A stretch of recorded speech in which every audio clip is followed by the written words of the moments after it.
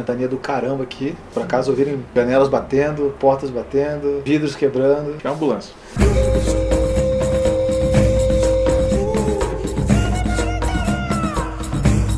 Livros de hoje, O Músico Cego e Em Má Companhia, Vladimir Galaktionovich Korolenko. Esse autor russo maravilhoso que a Carambaia está relançando aqui no Brasil depois de muito tempo, né? O Korolenko é um autor russo muito importante na Rússia, pouco conhecido fora da Rússia, e a gente vai tentar explicar um pouquinho mais sobre ele aí, tá? Bom, vamos lá. Esse livro aqui já tinha sido publicado no Brasil na década de 70 por uma editora que acho que nem existe mais, e agora a Carambaia lançou esse aqui, e com esse aqui que é inédito, e esse aqui é uma das novelas mais importantes sobre ele. Eu vou falar sobre o Korolenko de uma maneira geral, não se focar muito em um livro ou outro, até porque esses dois livros eles são meio representativos aí da obra do Korolenko, né? Então a gente pode falar deles aí sem muito, né? A Carambaia me mandou essa caixinha aqui, não pelo livrado, na verdade pelo rascunho, para quem não sabe. Agora eu escrevo críticas também no rascunho, então podem conferir lá, né? Mas, enfim, isso vai sair na edição de dezembro.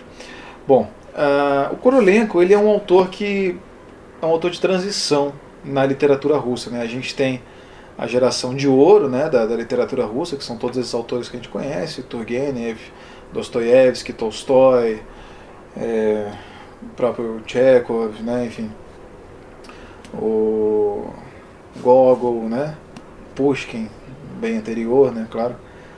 E a geração de prata, que são os escritores novos, né? Enfim, o Gorky, Fadaev, Leonid Leonov, né? Ivo Andrić, Ivan Bunin, todos esses caras. Korolenko é mais um meio termo. E o Korolenko ele é um cara que começou, isso é uma teoria minha, assim, né?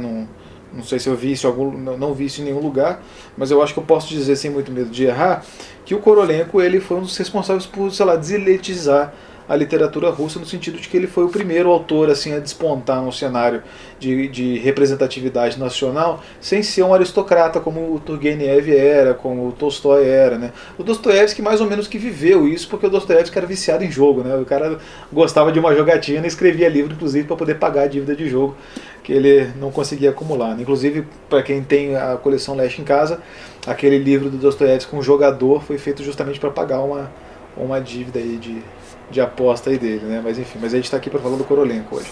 O Korolenko, esses dois livros aqui, eles foram adotados na escola, na Rússia, as crianças da Rússia tinham que ler esses livros, né? Porque ele tem ensinamentos morais aí muito importantes, né, cara? Ele é muito mal comparando, é como se fosse lá o Edmondo de Amicis na Itália com aquele livro Coração, né, que é umas fábulas morais aí dos alunos com o professor e tal. Mas esse livro aqui, o Korolenko, que é um grande ativista, um grande defensor dos direitos humanos, coloca aí questões que são caras assim para ele, né? Ele que teve uma vida que foi pautada por isso, ele foi preso por se associar aos Narodniks, que eram os intelectuais russos que queriam fazer uma revolução intelectual no país, etc. Foi exilado na Sibéria, né? Enfim, como vários outros escritores aí, né? A gente também não quer dar exclusividade pro Korolenko, né? Porque também teve Dostoiévski que fez isso, né? O próprio Shalamov também passou por essa porra. Então o Korolenko é só mais um. Mas o Korolenko, de novo, ele era um árduo defensor dos direitos humanos. Nesse livro aqui, Em Má Companhia, vamos falar dele aqui primeiro, o livro é narrado como se fosse uma lembrança de um cara chamado Vassia, na época quando ele era uma criança de uma vila pequena. Ele era filho de um juiz muito honrado, né? A mãe dele tinha morrido, e aí com a morte da mãe, meio que o elo entre ele e o pai assim, se torna uma coisa meio volátil, assim, meio que não existe. Ele é um cara meio frio com o filho, assim. Ele parece que ele gostava muito da esposa, e daí depois que ela morre tudo meio que para de fazer sentido. E daí nisso ele começa a virar meio vadio, assim, começa a ficar andando pela rua, e daí tem um castelo assim no meio da cidade, que é em cima de um açude já meio seco e tal, que é onde moram os mendigos, assim. E esses mendigos, eles eram tipo ex-serventes de aristocratas e tal, e eles expulsaram de lá até mesmo outros mendigos. Então são os mendigos excluídos pelos outros mendigos que moram lá numa igreja abandonada, tipo na periferia da cidade, assim. E ele começa a fazer amizade com essa galera, com os mendigos excluídos pelos outros mendigos.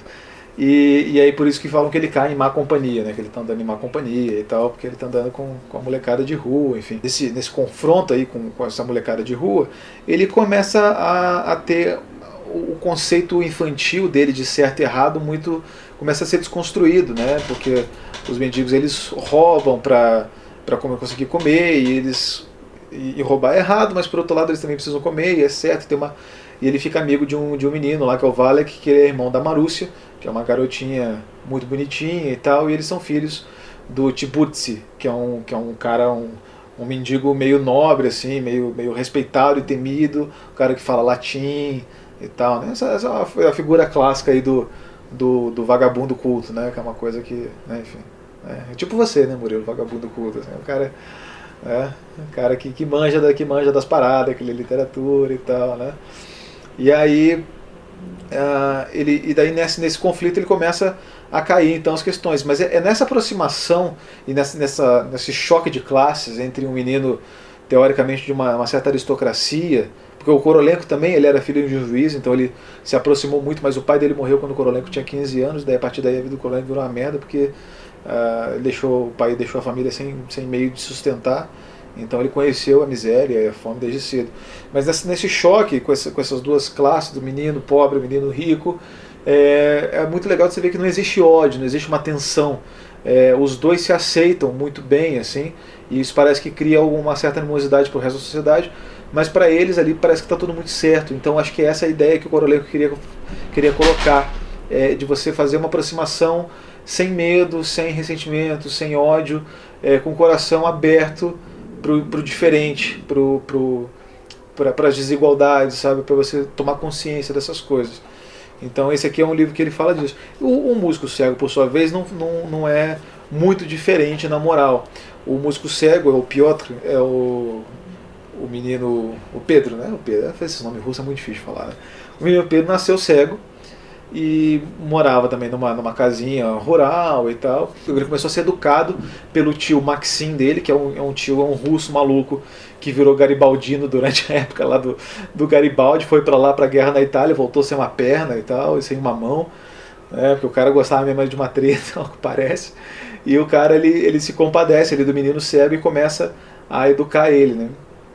E a mãe, né, também ali tentando cuidar do menino, e o menino começa a se interessar e começa a conhecer o mundo através da música, mais especificamente pela música da flautinha rústica no Capataz ali, que tocam as músicas ucranianas tradicionais. E aí entra outra questão importante no Vladimir Korolenko, é que ele é um cara que tem uma veia patriótica muito, muito profunda, assim, a família dele era meio polonesa, meio russa, e na época do Império Russo, daí quando teve o levante lá, né, de 63, ele precisou escolher lados, e aí ele resolveu assumir a faceta russa, mas ele nasceu no território onde hoje é a Ucrânia.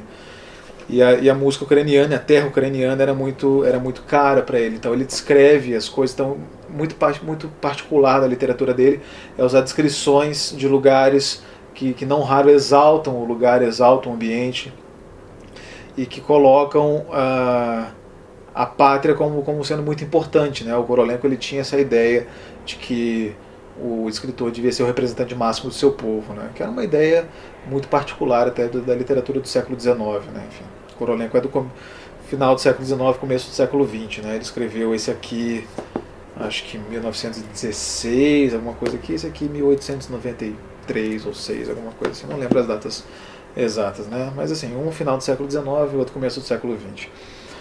E daí o menino ele começa a interessar por música e tal, e ele fica nessa, e daí, enfim, não vou dar spoiler, mas enfim, basicamente ele tem uma redenção aí quando ele começa a ver o mundo por meio de enxergar os desiguais, os desajustados também. Então, de novo, essa temática humanística do Korolenko, que para ele parece que é muito importante, assim, porque mais uma vez ele coloca aí na questão, não é a questão de classe exatamente, mas também aqui uma questão capacitista, né? O menino é cego, foi educado por um cara sem perna, sem a mão e tal, né?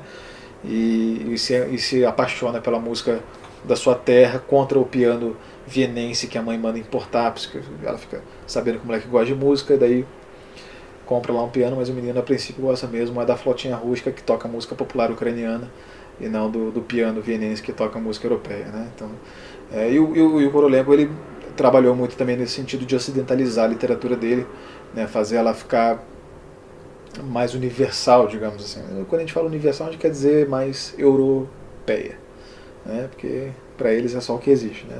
Nós outros americanos aqui é bosta. Mas enfim, é isso. Esses dois livros aqui, eles são, falando assim, eles podem parecer muito inocentes, parecem muito pueris, assim, né? Mas, de novo, a gente tem que lembrar que da fórmulazinha dos formalistas, né? Enredo, né, igual a fábula mais procedimento. Procedimento, o jeito como ele conta a história é que faz Korolenko ser quem ele é, né? Essa caixinha super bonitinha da Carambaia, olha só, vou mostrar um pouquinho dela aqui. Capa dura para os dois livros, né? Capinha legal. Isso aqui tem uns bonequinhos em papel, em recorte aqui, que meio que lembra um pouquinho da estética do Rodchenko, né? Das coisinhas em papel que ele fazia. Rodchenko é aquele cara do design russo, né? Aquele que tem aquela mulher gritando, assim. Então você já deve ter visto isso em algum lugar. Aqui a página aqui dentro tem uma folha de guarda bonita, cartonada preta. Aqui temos que abaixou a luz pra caralho. Vamos corrigir. Os capítulos são divididos por uma página dupla. E no mais, ó, os capítulozinhos, as letrinhas aqui, ó, em laranja também. Bem bonitinha essa caixinha aqui, né? Carambaia, enfim, é uma editora muito boa, né? Não tá disponível para o meu padrão de renda atual, mas enfim, né? A gente recebe essas coisas e a gente escreve sobre elas com o maior prazer, até porque a literatura russa, it's our business, não? Então é isso aí, né? Já leram Korolenko? O que vocês acharam? Vamos conversar sobre Vladimir Korolenko. Beleza? Se inscreva no canal, dá um joinha, deixa um comentário aí, vamos conversando aí. E fica ligado, beleza? Um abraço, tchau, tchau.